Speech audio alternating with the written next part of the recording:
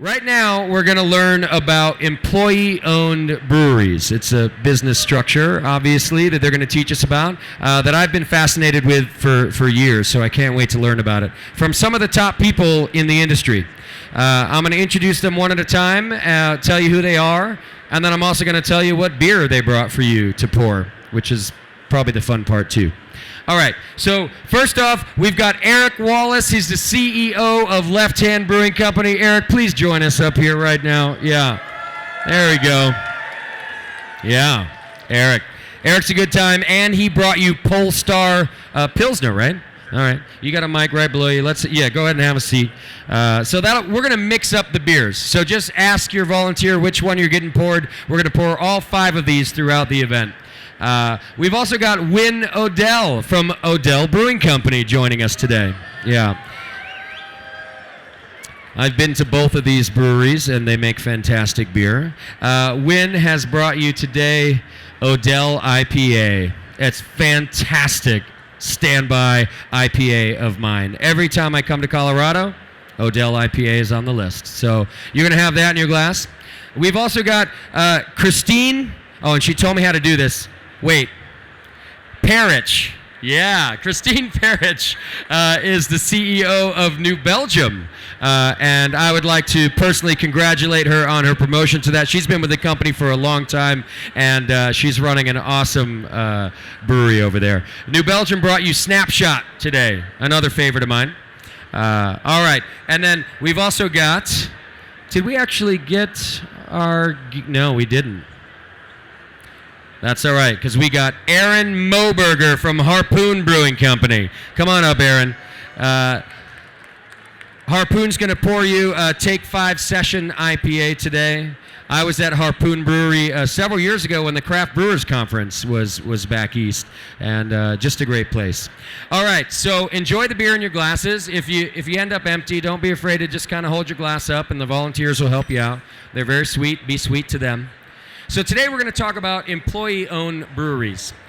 One of you is going to have to explain to me and the audience the acronym ESOP, E-S-O-P, because that's basically the acronym for what an employee-owned structure is, right? So which one of you wants to give me ESOP? Wynn's going to do it? While her mouth is full with beer. Let's go to Christine. She's ready. I can tell. Okay. All right. What does ESOP stand for? Yeah. Employee Stock Ownership Plan. Stock ownership. Okay. So that leads me to believe that employee-owned ownership is basically like if I'm an employee of your company, we all own a little share of it. Instead of a corporate structure where maybe some random person that we've never met owns a piece of it, you know all of your employees own one piece of the company. Is that about right? That's about right, yeah. Okay. How does a brewery, actually before I ask how a brewery decides to do this, did any of your breweries start as an employee-owned company? No. Give me an example or an array of what you started as. Sole proprietorships, corporations, what were you? We were an S Corp. S Corp, okay. Yeah, we were an S Corp. There were 7 initial investors. 2 of us owned 2/3 of the company when we started. Okay. Harpoon started as an S Corp as well, and there were Also several shareholders. Okay. So at some point in the life of your company, you decide that these structures don't work as well for your business. How do you choose an employee-owned structure? It just seems so out there to me, or actually seems very difficult, too. It's not so much that didn't work. It was more about who you want to own the company. And it's a succession plan, right? It's a liquidity plan. So if we had 2 owners that owned the company under an S Corp and they wanted to turn the company over, do you sell it to private equity? Do you go public? Do you sell to a strategic, or do you sell to your coworkers? So it was a choice. Okay. Go ahead. For us, our structure is a little bit different. We're not 100% employee-owned yet. We're majority employee-owned.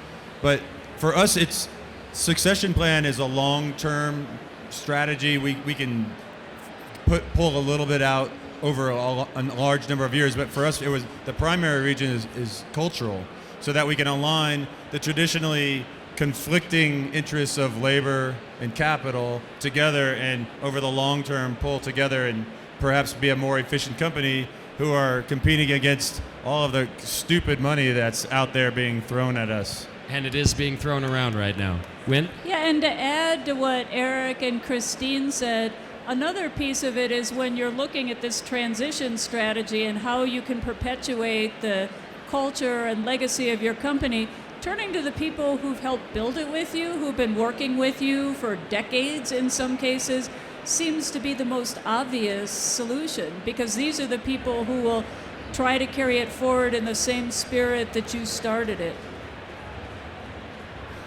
I've got to say, as an employee too, a new employee at Harpoon of just 4 years, it's really invigorating to have founders that wanted to do that as well. And I think it means a lot to people, and it's shown too. We've just been an ESOP for over a year. I think it's shown already. Just to feel a part of the business, something that some of you who maybe have been there even longer have built too, right? So how does the conversation start? I wonder if you have to approach your employees and say, this is what we're thinking about doing.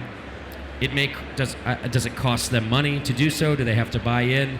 How does it begin when you decide, I want to go down the road of an ESOP? Well, we didn't talk to our employees. It was more of a decision of the owners and what they wanted to do. Okay. And it doesn't cost them anything. It's essentially if you work there more than a year, you're a part of this really cool thing. And you can be an ESOP and that's it, and that's your capital structure, or you can be an ESOP and be an employee-owned company, back to the culture comment. And that's where you really get the power behind an ESOP. So they don't have to buy in like a stockholder normally would do. No. So this is where I get confused about how it works. It seems very altruistic. I'm going to hand over my company to you. But I guess I just don't understand how that works financially or how it works. I get the culture part. It makes everybody happy. That's a great question, because I think there's a lot of misconception behind ESOPs. It's a sale. When we converted 19% of our company, to an ESOP, we actually had a sale. We are receiving compensation for transferring our shares into this employee stock ownership plan. The devil of it is we are receiving probably significantly less than we could receive if we were selling these shares in the open market or bringing in private equity or selling to Anheuser-Busch InBev. But we do get compensation for it. There is altruism involved because of that discount for the price, but overall it's absolutely a business transaction. So where does the I'm sorry if I'm asking difficult questions, but where does the compensation come from if nobody's buying a share? The compensation for the employees comes they have to earn it. So they have to. We're hoping for an elevated level of engagement from all of our employee owners, so that we operate with less waste, more efficiently, more cleverly, and because you have to drive. The fundamental thing is, as an ESOP company, you're a sustainable company. You have to live on the cash flow that you generate. So if everyone's thinking about it, switch that light off. Save that one glove out of the pair of gloves that just got broken, whatever. If you can put thousands or hundreds of thousands or millions of additional dollars to your bottom line, that's how the employees earn this altruistic thing that we're doing. It's a higher level of compensation for them, but their obligation back to their own company is a higher level of engagement and performance. Which makes sense to me. That's exactly what I would buy into as an employee, to feel part of it, and I would definitely turn off more lights and run less water.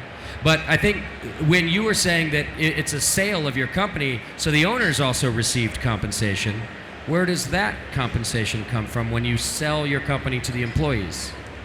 So typically you have to finance it one way or another. You either get a bank to finance it, so the bank gives money to the company pays it back over time. The company actually sells it to the ESOP, and the ESOP pays it back over time through the cash flow of the company via dividends for the earnings for their, in our case, 19%. Alternatively, you can have a seller note where the owners who are selling the shares to the ESOP hold that note and get a cash payment over time for it. I get it. Okay. And these things are all custom built, so they're all a little bit different. We're not 100% ESOP like New Belgium, but And we did a little bit different structure. We also bought stock back from the existing owners, but we were trying to address the fairness to the outside shareholders that wouldn't be participating in the ESOP if we just started to give away pieces of the company. So we went out and tendered and bought shares from anyone that was willing to share. And our board of directors owns 75% of the stock, so our participation was also necessary. So everyone gets money for their stock. You buy it back, you shrink the size of the float, the number of shares goes down, and then we contribute shares to the trust on a recurring basis. So our structure is a little bit different, but we're also weren't looking for a large cash event. We're looking for basically pushing the culture forward and easing our way slowly out of the business, so that we never got to a position where we had to go, oh my God, we didn't think about this. We need a lot of money now to pay for our company. Got it.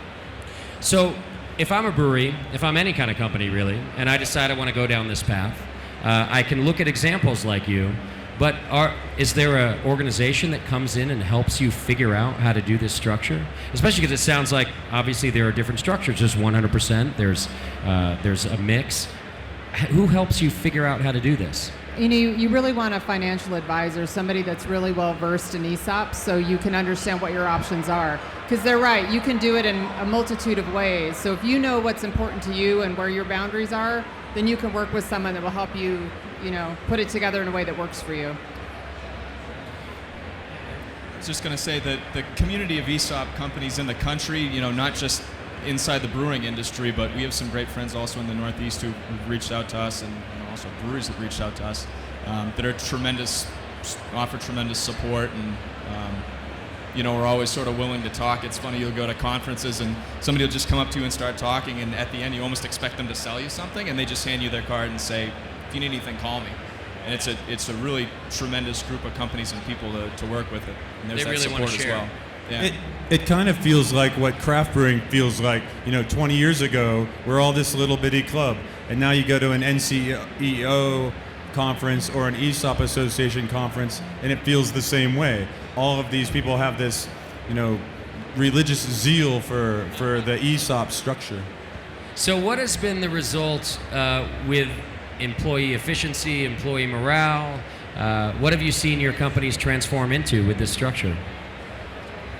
I think people just pay more attention. Okay. Packaging line at Harpoon is a great example.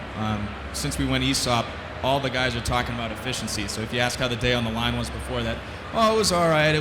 Maybe it was not so good. The case packer broke down and something like that. Now we ran 90% and we're killing it and we're above goal and cost per case is at whatever. And so they're starting to get that terminology, and that's really cool and interesting. And we're trying to implement an ideas program. Ideas program is sort of anomalous, but we got the idea from a book called Ideas Are Free by two business consultants named Alan Robinson and Dean Schroeder. And it's something that Web Industries, a company that operates, they're in manufacturing, they have 6 plants in the U.S., invited us down to their facility last October, which is National Ownership Month. And we got to see their ideas program work, and it was really something. And a lot of people on the production side, as we try to roll it out to the rest of the company, have contributed. We have several dozen ideas that are done. People come up with these things every day and put it on a spreadsheet and kind of follow it through. I think we're starting to get buy-in that we're not where we want to be yet, but it's something that we've seen a lot of power out of, and I think people see a lot of power in. Okay. And at New Belgium? I think it adds a different level of shared accountability and ownership, and people do, I get this question a lot, do people really show up differently? And they really do. It's hard to articulate and it's hard to give you specific examples, but people show up with a different level of pride, a different level of self-accountability. It's pretty powerful. It's pretty amazing to watch. It's really the result you wanted, I would assume. Absolutely. Not just to give back to them, but so that everybody gives back to the company that they own. Well, we often talk about the rights and responsibilities of ownership, right? I mean, it goes both directions. So it isn't just about this altruistic thing. It's about you have a responsibility now. You're an owner in this company, and you have to show up a little bit differently. So I want to add to that all of our organizations already had a lot of this buy-in in place already with our employees. So I would say that for this panel, we're probably unusual in that the transition was not a particularly dramatic event. It was a very exciting event, but it's just sort of business as usual. But now the coworkers definitely are paying more attention to some of the results we have. And if for organizations that are setting up an ESOP without that culture in place, it's a steeper learning curve. But I think we're all very fortunate because we shared all the characteristics of a healthy ESOP company before we actually did the transactions. Yeah, we started talking about an ESOP at least 10 years ago, but we weren't big enough. 2 points that I want to make. Number one is it really is going to be an option for companies that are operated well, that have a profit and a somewhat predictable cash flow, and know how to plan and predict and allocate capital really well. That's important. We're all old companies relative to most of the people here in the hall, as much as it pains me to say that. The second thing is you have to foster that, what Wynn was talking about, you have to foster that culture of ownership thinking, and we've been granting stock as bonuses and selling stock to ourselves as employees of the company for many years. So we've been growing the amount of employee ownership over time, and the ESOP is just the next logical step for us. So this is a good point. Some of the newer bootstrapped companies that maybe don't have the cash flow yet and are still figuring it out might not be the right fit to jump into something like this structure. No, those young bucks need to earn their keep first, and they need to go through the school of hard knocks and live a little bit and get some experience before they can enjoy the benefits of ESOPness. That's right. So what say do the employees now have in the decisions that the company makes and how you move forward, and I don't know, even what beer you put out? Maybe it varies by structure, but can you give me an example of how the employees now get to contribute to what the company does? I think that's more cultural than it is ESOP. So back to what Wynn was saying, that's not really about having an ESOP per se, but that's your culture. So, we've always had places where our coworkers get to weigh in, but we also rely on a management team for a reason.